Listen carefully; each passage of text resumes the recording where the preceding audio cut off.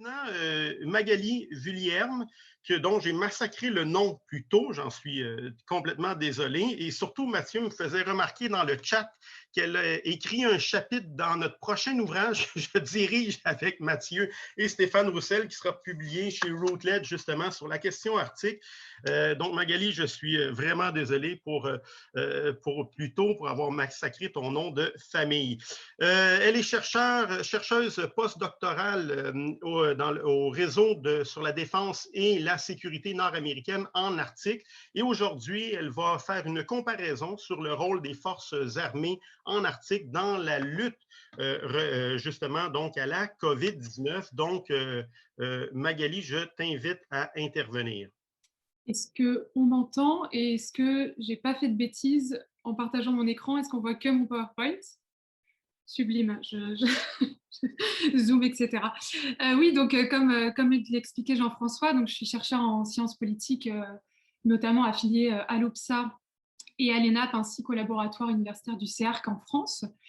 Et aujourd'hui, je vais vous présenter donc, excusez-moi, les premiers résultats d'une recherche qu'on a conduite avec donc Mathieu Landriot et Jean-François Savard, et qui a été subventionnée par le ministère de la Défense nationale du Canada, avec pour objectif de comparer la mobilisation des forces armées pendant la première vague dans différentes sous-régions arctiques.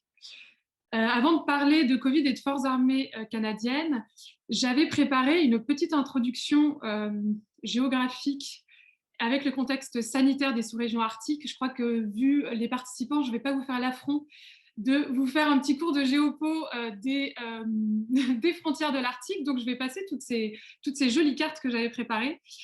Juste pour cette carte qu'on connaît tous sur les différentes régions, j'aime bien souvent attirer l'attention sur les frontières mouvantes pour tout ce qui est limite des arbres et la ligne isotherme des 10 degrés, qui, avec le changement climatique, en fait, sont complètement chamboulés. En effet, on voit donc il y a des études qui montrent qu'il y a donc des arbres qui ont tendance à mordre de plus en plus sur la toundra et qu'on a des pics de chaleur au-delà des 10 degrés pour les mois les plus chauds, notamment en Russie. On pense donc en 2016 où il a fait 35 degrés dans la région Yamalo-Nenets, ou encore à l'été 2020 où il a fait 38 degrés dans la République de Sara-Yakoutia. Voilà. Je passe donc tout ça parce que voilà. Petit rappel également pour donc le Canada. L'Inuit-Nunavut est composé donc de 4 grandes sous-régions. L'Inuvik, qui est donc au nord du Yukon et du territoire du Nord-Ouest. Le Nunavik, qui est donc l'Arctique québécois, et le Nunatsiavut, qui est situé donc au nord de Terre-Neuve et Labrador.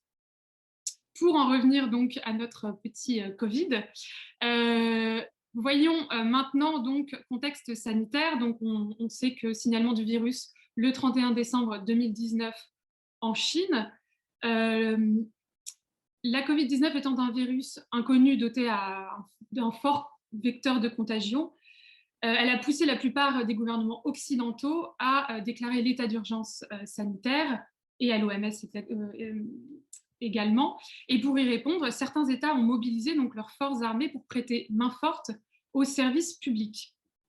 L'isolement des sous-régions arctiques a fait que ce virus a mis plus de temps à y arriver, comme l'ont souligné Jean-François et Louise. Et pendant la première vague, donc la première région nordique canadienne touchée a été le Nunavik, avec un premier cas signalé à Saluvik le 28 mars 2020. Au Nunavut, le premier cas a été signalé le 6 avril 2020. Et enfin, au Nunatsiavut, il n'y a pas eu de cas signalés pendant la première vague, encore une fois. Au Canada, donc comme nous allons le voir, les forces armées canadiennes ont été mobilisées au sein de l'opération Laser, qui a un début officiel au 5 avril 2020, mais qui a débuté un tout petit peu plus tôt au Nunavik, avec ce premier cas détecté, donc qui a débuté le 3 avril 2020. On va voir ça un petit peu plus en détail. Pour ce faire, je vais vous présenter donc les Rangers canadiens, qui sont les réservistes qui ont été mobilisés dans le nord du pays pour lutter contre la propagation de la Covid-19. Et on va voir également le rôle joué par les Rangers et par le GPRC donc dans cette opération Laser. Ah, donc là, il y a un petit bug, je suis passée de PC à Mac, donc vous ne voyez que marqué Rangers canadiens 18 ans et plus, mais donc les Rangers canadiens sont un sous-élément des forces armées canadiennes. Ce sont des patrouilles d'autochtones et d'allochtones en fonction de la latitude d'où se trouvent ces communautés, et qui sont déployées dans les régions nordiques, côtières et ou isolées peu peuplées du Canada. Donc les patrouilles sont regroupées en 5 groupes de patrouilles de rangers canadiens, comme le montre la carte de droite. Et les groupes de patrouilles qui nous intéressent ici sont donc le 1 GPRC qui couvre l'Inuvialuit et le Nunavut, le 2 GPRC qui comprend le Nunavik, et le 5 GPRC qui comprend le Nunatiavut. Les missions principales des rangers canadiens sont au nombre de 3. La première est donc de mener et de soutenir les opérations de protection du territoire. La deuxième est de mener et prêter main forte aux opérations nationales des forces armées canadiennes. Et la dernière est d'assurer une présence des forces armées canadiennes dans les communautés. Et donc, pendant la pandémie, les patrouilles ont rempli leur deuxième mission, la deuxième mission que je viens de mentionner, en soutenant les opérations nationales des forces armées canadiennes au sein donc de l'opération Laser. Donc sur cette carte, on peut voir en résumé les patrouilles de rangers canadiens qui ont été mobilisées pendant l'opération Laser et pendant la première vague, encore une fois.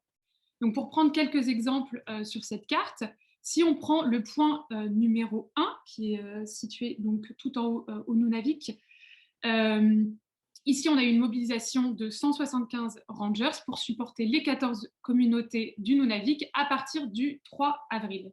Ce support comportait des tâches comme la construction de tentes de dépistage, la livraison d'épiceries aux anciens et des efforts de sensibilisation. Le point 4 montre la mobilisation de 88 rangers au 2 GPRC, et ces rangers ont fait les mêmes tâches que ceux du Nunavik parce qu'ils sont rattachés donc au même groupe de patrouille. Pardon, le numéro 4 est situé en Basse-Côte-Nord. Le point numéro 8 concerne le point numéro 9 concerne le Nunavut, avec la mobilisation donc, de 11 rangers pour livrer de la nourriture aux communautés à partir du 5 mai. Et enfin, le point 10 concerne le Labrador, où 5 rangers ont distribué de la nourriture dans 4 communautés. Donc on remarque avec cette carte que les rangers du 2 GPRC, donc du Québec, ont été mobilisés plus que les autres, ce qui s'explique encore une fois par le nombre de cas qui a été détecté plus tôt au Nunavik, mais également parce que c'est sur requête des autorités civiles que les rangers ont été mobilisés. Et là, c'est la Régie régionale des services sociaux et de santé du Nunavik qui a demandé la première l'aide des rangers du Québec dès le 1er avril 2020. Donc, Opération Laser a débuté le 5 avril 2020, comme ce que j'expliquais, sauf pour le Québec où c'était le 3 avril. Et pendant la première vague, on a entre 1200 et 1500 rangers en fonction des sources qui ont été déployés pour faire des tâches spécifiques. Ils ont été déployés sous contrat de service classe C, c'est-à-dire c'est des contrats de réserve à temps plein. Et ceux-ci sont donc soit restés en stand-by pour répondre aux éventuelles urgences, soit ont été mobilisés pour des tâches spécifiques. Donc les 1500 rangers n'ont pas forcément fait des tâches spécifiques dans les communautés, mais ils étaient là, présents, pour répondre en cas de besoin, en cas d'urgence, et pour aider donc les communautés. Notons donc que l'opération Laser est toujours en cours, même si elle concerne actuellement plutôt des communautés autochtones situées au sud du Canada, ou en tout cas donc plus au sud que l'Inuit Nunangat. Donc, comme je le disais, Opération Laser a débuté le 5 avril pour le 1 GPRC et le 5 GPRC, et le 3 avril pour le 2 GPRC. Si l'on regarde en détail les tâches remplies par les rangers, on s'aperçoit donc qu'elles sont similaires d'un groupe de patrouille à un autre. Donc, les rangers du 1 GPRC ont distribué des paniers alimentaires, du gibier et étaient là pour donner de l'information. Au 2 GPRC, il y avait 4 tâches principales, dont du soutien logistique et de la main-d'œuvre aux autorités sanitaires locales, la mise en place de zones de dépistage, c'est-à-dire des tentes, du soutien communautaire qui se composait donc de visites aux anciens et de distribution de nourriture à ces anciens, et enfin de la sensibilisation sur la COVID-19 et la lutte contre sa propagation. Et enfin, les rangers du 5 GPRC du Labrador ont distribué notamment du bois de chauffage, des paniers alimentaires et également étaient là pour fournir de l'information sur la maladie. Il est très important de souligner donc, que les rangers ont dans leur mandat interdiction de faire du maintien de l'ordre. Donc ils n'ont absolument pas contribué à contrôler le respect du couvre-feu ou les interdictions de déplacement, par exemple. Pour faire une petite comparaison, je vais vous présenter les cas groenlandais et norvégiens et les points communs et les différences qu'on a pu identifier entre ces 3 régions. Donc, pour reprendre le même tableau que ce que je vous ai présenté pour le Canada, le premier cas groenlandais a été détecté à Nuuk le 16 mars 2020, mais l'île avait fermé ses frontières dès le 14 mars 2020 et la capitale, donc Nuuk, avait également été fermée aux Groenlandais des autres communautés. Dans le contexte de l'autonomie croissante du Groenland, dont Jean-François a déjà parlé, il est à noter que le gouvernement groenlandais a juridiction, pour ce qui nous concerne ici, dans le domaine de la santé. Et le gouvernement danois a, lui, conservé, encore une fois pour ce qui nous intéresse ici, la compétence en sécurité nationale et en défense. Ainsi, donc, le transport de patients vers l'hôpital de Nuuk relève de la responsabilité du gouvernement groenlandais. Et les forces armées danoises ne sont sollicitées que si toutes les ressources civiles sont déjà utilisées. Durant la première vague, seuls une dizaine de cas ont été signalés et tous étaient à Nuuk. Et donc, le gouvernement groenlandais ne s'est pas fait déborder et n'a pas eu besoin d'aide de l'armée danoise. Dans le nord de la Norvège, et encore une fois, je ne parle que du nord, je ne parle pas du sud de la Norvège, le premier cas a été signalé à Tromsø le 26 février 2020. Les autorités publiques ont bénéficié de l'aide de l'armée norvégienne et notamment des forces de réserve qui s'appellent les Home Guards, qui comptent au total 40 000 réservistes. Ces réservistes sont surtout déployés au niveau local et leur principale fonction est d'appuyer les autorités civiles en aidant à la protection d'infrastructures critiques, à la surveillance du territoire et au ravitaillement. Dans le cadre de la crise de la Covid-19, pendant la première vague, les Home Guards ont été mobilisés entre mars et novembre 2020 pour diverses opérations d'assistance, allant du prêt ou de la mobilisation d'équipements, comme par exemple les tentes et les avions, et également faire du contrôle aux frontières entre la Norvège, la Suède et la Finlande. Donc on peut noter plusieurs points communs entre ces 3 sous-régions. Donc tout d'abord, comme l'a mentionné Jean-François, les régions arctiques sont généralement éloignées des centres hospitaliers et ne comptent que peu d'hôpitaux, à part donc Tromsø et Bø. Donc au Nunavik, par exemple, il y a 2 hôpitaux et 4 lits de réanimation pour les 14 communautés. C'est également le cas du Groenland qui compte 4 lits de réanimation pour l'ensemble de l'île et tous sont situés à Nuuk. Par ailleurs, les logements sont souvent surpeuplés face au manque d'infrastructures et là, on augmente les chances de propagation si l'on prend par exemple l'exemple du Nunavut. Dans les 3 cas étudiés, les forces armées ont apporté, enfin dans les 2 cas étudiés, puisque l'armée danoise n'a pas été mobilisée, les forces armées ont apporté leur soutien en dernier recours et à la demande des autorités civiles. Donc, et également au Canada comme en Norvège, les forces armées devaient travailler avec des civils et surtout du domaine de la santé pour le Canada et de la Norvège et des forces constabulaires pour la Norvège. Et enfin, dans les 3 cas, il y a eu interdiction de déplacement entre le nord et le sud et entre l'île et le continent. Pour ce qui est des différences qu'on a pu identifier, donc si l'armée de réserve a été déployée tant au Canada qu'en Norvège, cela ne s'est pas fait selon les mêmes modalités ni le même type de soutien et de tâches.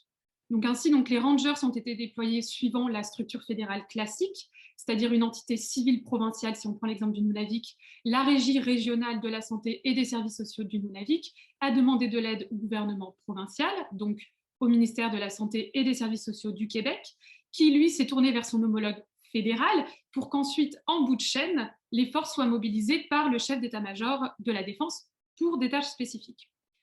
En Norvège, on avait le Directorate for Public Safety and Emergency Planning et le Norwegian Police Directorate, qui recevaient les demandes d'assistance des autorités civiles, qui étaient ensuite transmises au quartier général opérationnel des forces armées, et c'est ce dernier qui décidait des moyens à mobiliser.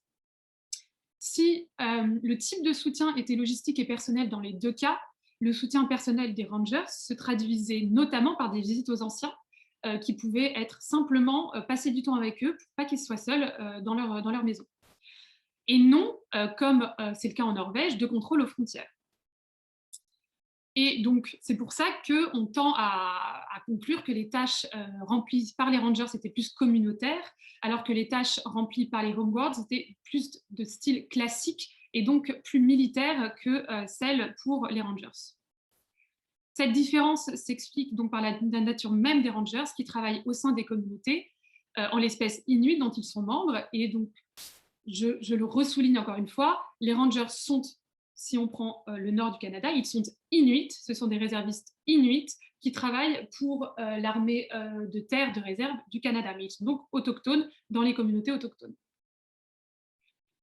Pour terminer, donc, voici donc quelques conclusions pour lancer un petit peu de la réflexion. Donc, tout d'abord, la mobilisation des forces ayant été différente selon les sous-régions, on a un impact qui a été différent.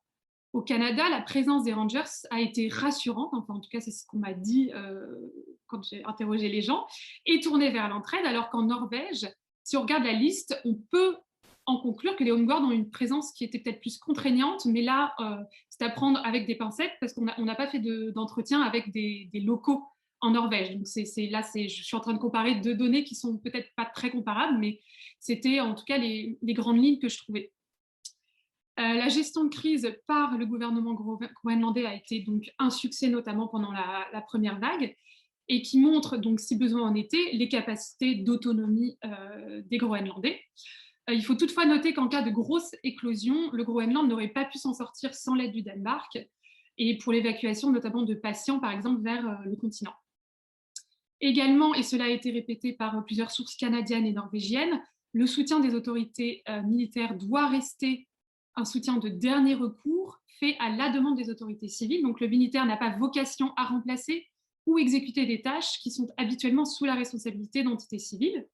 Donc ils sont vraiment mobilisés en cas d'urgence et pour des durées plus ou moins courtes. Mais il doit y avoir une limite temporelle. Ils ne sont pas là pour aider pendant tout le temps.